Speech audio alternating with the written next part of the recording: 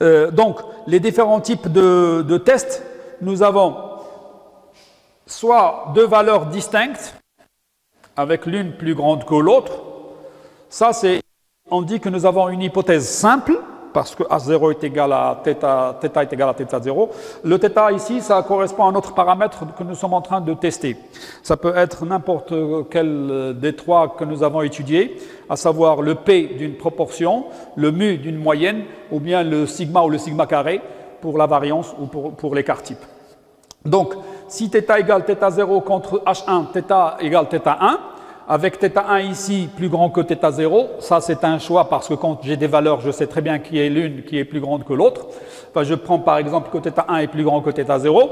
Enfin, ici, nous avons un test unilatéral d'un seul côté, il est à droite. Parce que normalement,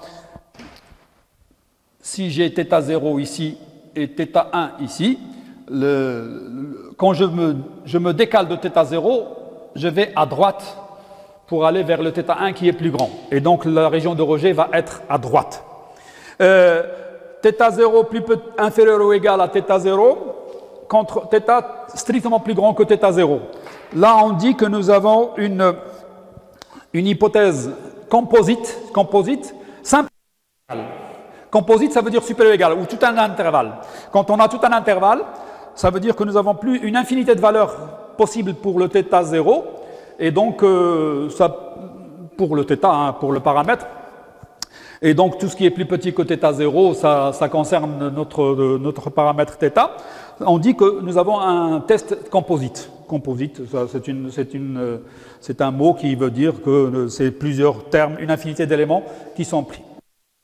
Et composite contre une hypothèse composite. La première étape que l'on fait, c'est qu'on remplace le H0 qui est θ inférieur ou égal à θ0 par H0, c'est θ égale θ0. On la rend simple.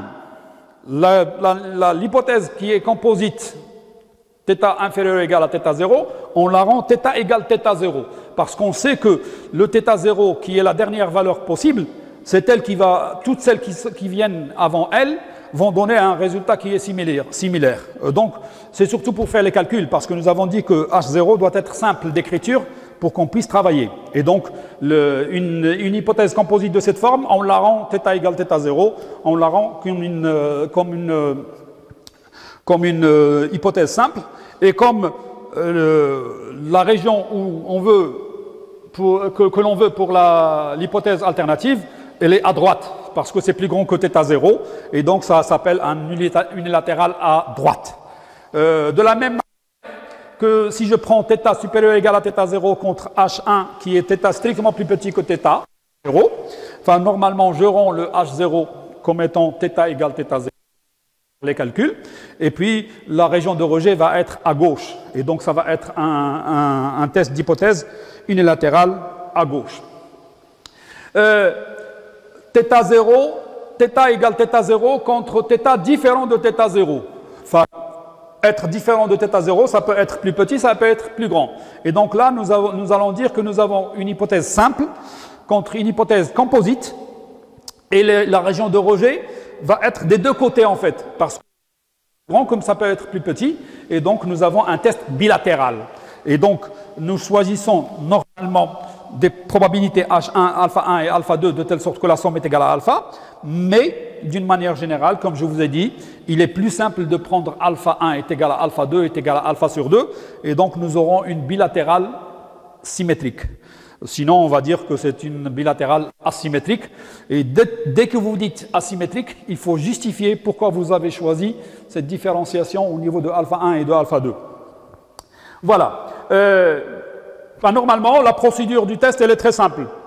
Une fois que nous avons bien écrit le H0 et le H1, que ça soit composite ou simple, l'essentiel c'est que le H0 va être simple, on va travailler sous H0. Donc c'est l'hypothèse de travail. On va essayer de faire ce qu'on fait avec l'hypothèse H0. Et donc, on choisit la loi d'échantillonnage. Nous avons deux possibilités. Soit le test d'hypothèse, un seul. Ça concerne un seul échantillon, et nous voulons vérifier une seule valeur pour le paramètre. appelle ça un test de signification. Un test de signification. Et si on a deux échantillons qu'on veut comparer entre eux, on dit que nous avons un test de comparaison. Donc, on choisit la loi d'échantillonnage, on regarde la forme des hypothèses H0 et H1, et donc, est-ce que nous avons un test unilatéral, est-ce que nous avons un test bilatéral? D'ailleurs, je vous conseille toujours de faire un petit dessin, comme ça, essayez de voir, est-ce que vous êtes dans cette situation, donc unilatérale à droite, est-ce que vous êtes dans une situation comme ça, unilatérale à gauche, ou bien vous êtes dans une situation qui est, je vais écrire,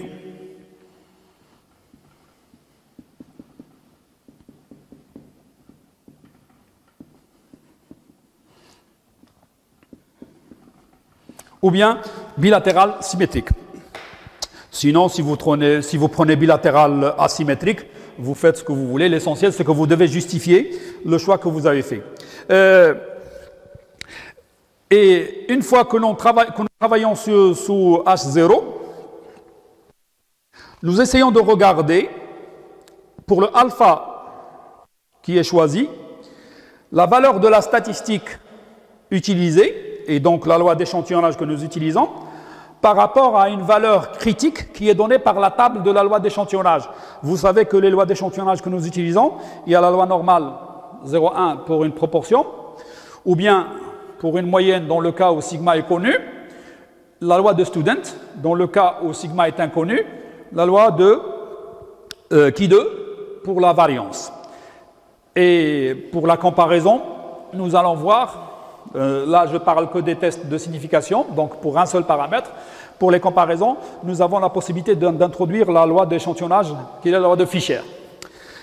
On y reviendra en essayant de traiter des exemples éventuellement.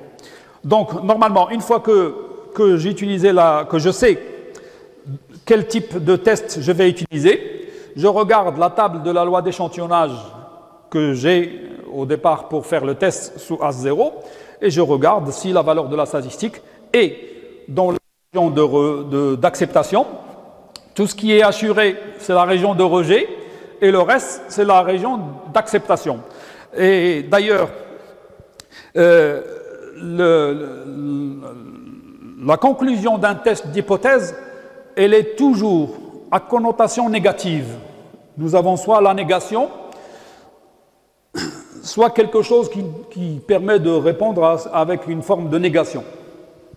Donc normalement, quand je rejette, je suis pratiquement fier que les données me permettent de rejeter H0 parce que H0 c'est une hypothèse qui est simple, jamais contredite, donc n'apporte rien de nouveau et de prudence, alors que les gens aiment ce qui est nouveau. Et donc si je rejette H0, je suis très content. Et le rejet, c'est une connotation négative. Accepter, c'est dans la vie de tous les jours. Quand vous dites j'accepte, c'est quelque chose que vous aimez. Et quand vous rejetez, ça veut dire que vous n'aimez pas. Donc c'est une connotation négative. Et dans le cas où on ne peut pas rejeter, on ne dit pas j'accepte H0. On dit que les données ne permettent pas, regardez la négation, ne permettent pas de rejeter H0. C'est presque si on dit que je l'accepte d'une manière obligatoire. On m'oblige de l'accepter, alors que normalement j'aurais aimé la rejeter. Donc la réponse à un test d'hypothèse est toujours à connotation négative. Donc un rejet de H0 et donc on est content, ou bien les données que nous avons ne permettent pas de rejeter H0. Donc nous avons la négation qui est là. Bon, vous pouvez trouver dans des livres ou dans des exercices le mot accepter, mais sachez que naturellement, hein, dans les sciences où on utilise la statistique inférentielle, généralement, les réponses, c'est un test non significatif, regardez, non significatif, ou bien c'est un test significatif à tant %, etc., selon le alpha que nous avons trouvé. Voilà. La conclusion, c'est ce que je viens de dire, la conclusion d'un test d'hypothèse est toujours à connotation négative. Soit je dis que le test est non significatif, soit je dis qu'il est à rejet de H0 au profit de H1. Euh,